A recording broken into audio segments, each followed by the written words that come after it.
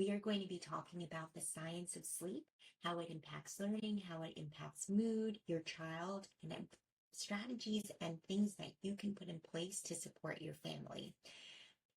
So I'm really excited. I'm doing this talk at the start of the school year so that we can create some good, healthy sleep hygiene in place and support our children along the way while also putting those sleep hygienes in place for us. So welcome to We Thrive Learning podcast and Facebook Live. All right, so as we know, sleep is foundational to physical and emotional development, right? If you, and it's hard to believe how much sleep truly affects you when you are young. I remember when I was young, I wore no sleep, like getting almost 0 hours of sleep as a badge of honor as when I was in college and when I was in high school. As I grew, I started realizing how much I truly needed sleep. And my parents had really good sleep hygiene for me when I was young. My dad used to get up at 2 in the morning, 5 in the morning daily. And so we were meant to be in bed by 8 p.m. And we also lived in a one-bedroom apartment. So there was no opportunity or avenue for me to really stay up late, right? Because my dad needed to get some rest. We were also up really early in the mornings. And so at 5:30, we were up. And so having that like wake up time in place made me wake up early, even on the weekends. I'm still like that. Even on the weekends, I'd still wake up early. I became a morning bird, even though I don't think I'm truly meant to be a morning bird because I struggle. I have no problem falling asleep, but I do struggle with staying asleep. And so that's been something I've been working on. But we know that our kids with ADHD really struggle with going to sleep. Kids with ADHD and people with ADHD, right? Like myself, we struggle with going to sleep because we want to stay up. Our minds are just racing. There's so much going on in our brain, and it's difficult to stay asleep, or it's difficult to fall asleep, right? A lot of people are able to fall asleep, and once they're asleep, they can sleep through anything. I'm the opposite of that. I have no trouble falling asleep, but I wake up with anything.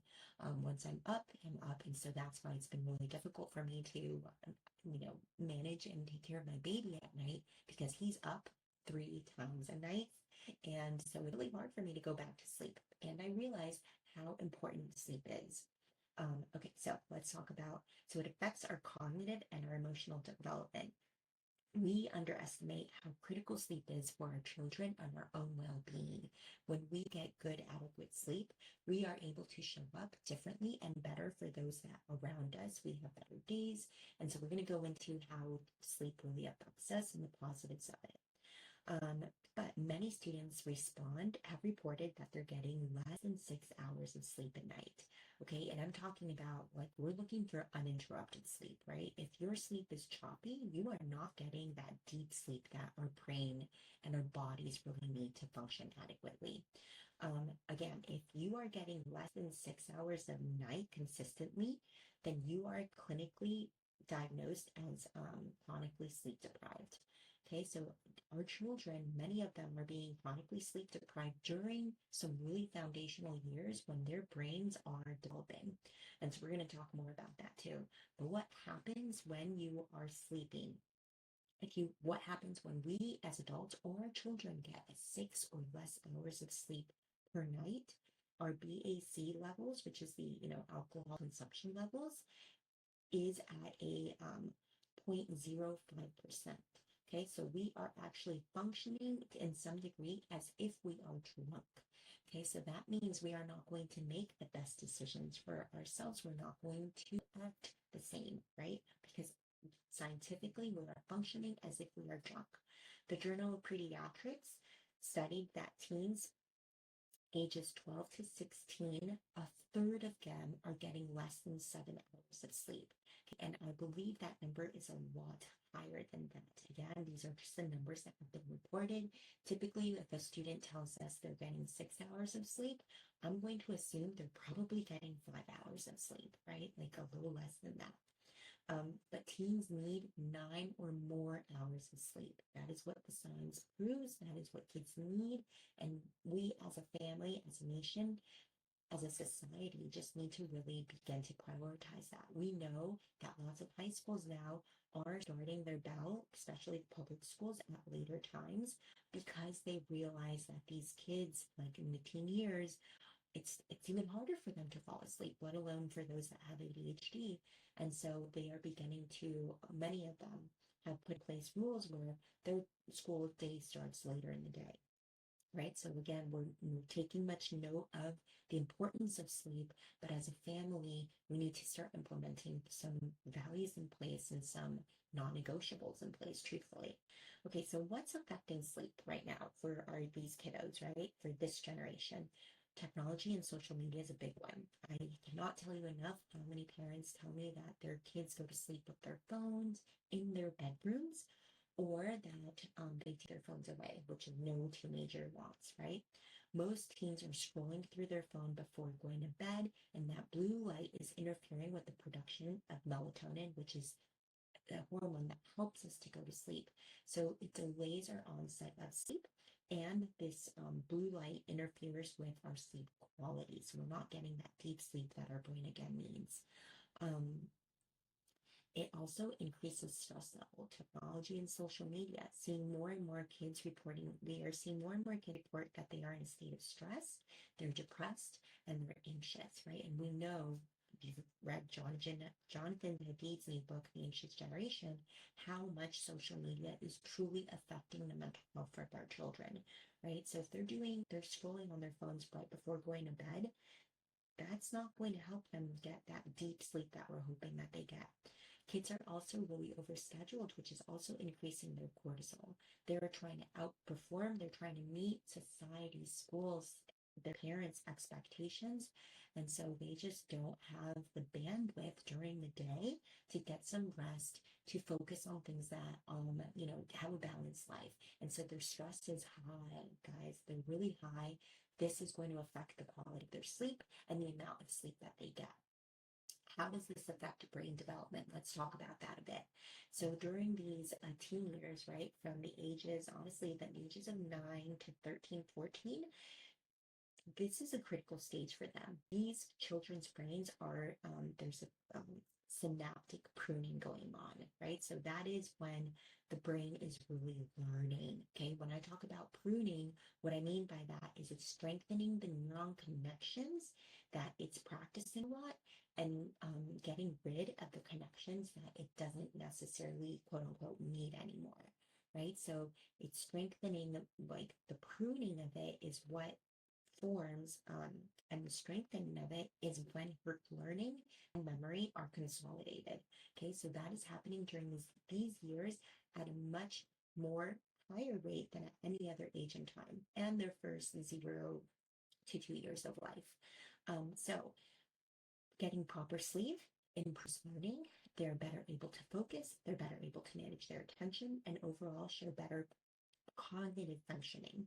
So kids who are getting good, appropriate sleep, the sleep that is recommended, are much more alert. It's easier for them to learn, and they're developing and sculpting the brain in the way that we're hoping they do. When kids get lack of sleep, it's much harder to learn and pay attention in class despite their effort. So they're going to have lower grades, they're going to struggle with attention, they're going to struggle with memory, with problem solving. Again, it's going to increase their stress, so their cortisol is going to be increased, and they are going to be much more vulnerable to stress. So stress tolerance will be low, and they're reacting to the stress much more intense than someone with good sleep. It's going to affect how how they learn, right? So teaching someone who has gotten 8 hours of sleep, and this I get from the self-driven trial, this research, but teaching someone for 4 hours after 8 hours of sleep is going to be much more effective than teaching someone for 8 hours who has gotten 4 hours of sleep. Okay, so that just goes to show like how kids can be much more effective and efficient just by getting good sleep, guys. It's going to improve emotional regulation. When kids are not sleeping, it makes it harder for them to manage their emotions. Why? Because they're going to perceive the world more negatively. They're going to assume that people are much more hostile to them, and they're going to be less flexible in seeing the perspective of others, right? Because it's much more rigid thinking, much more control, less flexibility.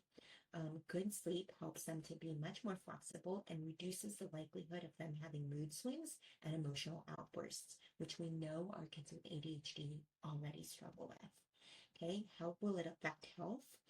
It weakens immune systems. There's a likely higher likelihood of developing obesity, and it exacerbates their symptoms of ADHD, depression, stress, and anxiety. Right? So, getting good sleep is not only going to impact their physical well being, but also their mental health as well. And how does it affect athletic performance? Okay, this we can get buy-in from our athletes by sharing them this. Um, Poor sleep is going to make our athletes much more prone to injury and much less agile. Okay, they're also going to be much more reactive and less of a team player when they get poor sleep. So that is one way we get a lot of buy-in from our athletes is by sharing with them how sleep is actually affecting their athletic performance. So now let's address some misconceptions because many students and families and adults truthfully think that no worries, if I get poor sleep during the week, I will catch up on the weekends, right? And that's actually not true. First of all, it's not sustainable. So you can't just be getting less than 6 hours of sleep or 9 hours for our teens, and then thinking you're going to catch up on the weekend. And actually, this catch up really does not work. It also just doesn't allow you to develop good sleep hygiene and routines in place for you to be able to go to sleep at a much easier during the week. And yeah, so guys, it just really doesn't work, even though I would love for that to work. It doesn't work and it's not sustainable. So now that we talked about all of the science of how it affects us, our learning, our mental health, our physical well-being, cognitive performance, let's talk about some ways that you can improve your family's sleep at home. Number one is we must have some good bedtime routines in place. You guys have heard it all before, right? Everyone is different. What works for one person may not work for another, but there are some things that you could put in place. So no screens 2 hours or more before going to bed. Okay, and that is a hard rule. I'm very I do that rule in my house, at least with me. I don't get on my phone 2 hours before going to bed, and when I do, I realize how hard it is for me to fall asleep. Stay consistent with your time. Be mindful if you start a show, right? Will you be tempted to finish that show? Is that going past your usual sleep time? And make an informed decision, but also a good decision for yourself. Create a wind down ritual so that you can do some reading, you can listen to maybe a podcast, put on some white noise. I can't tell you enough so we've created a sleep hygiene for my son. We put on white noise, we read to him, we sing him a lullaby, and then he goes down.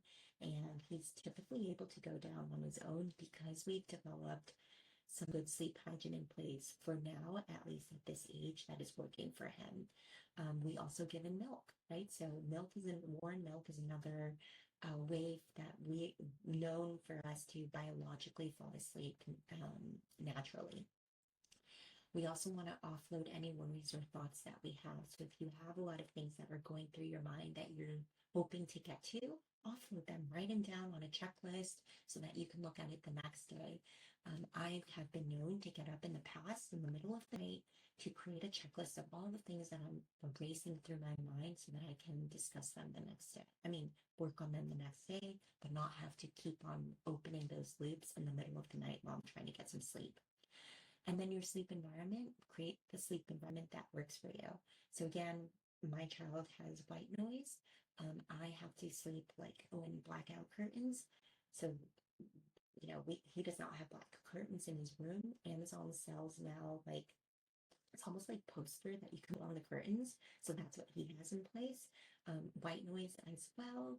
And the room is cool, right? So we don't want him to be cold or hot. Again, we've put some like cool sheets in place for him and are monitoring the temperature in his room. So we want it to be comfortable and we want it to be cool. All right. So again, these are all the ways that sleep is could be affecting your child's um, learning, behavior, reaction, perception, flexibility, cognitive performance, athletic performance, mental health, etc. I mean, the list really does go on how beneficial sleep is for our own functioning and well being.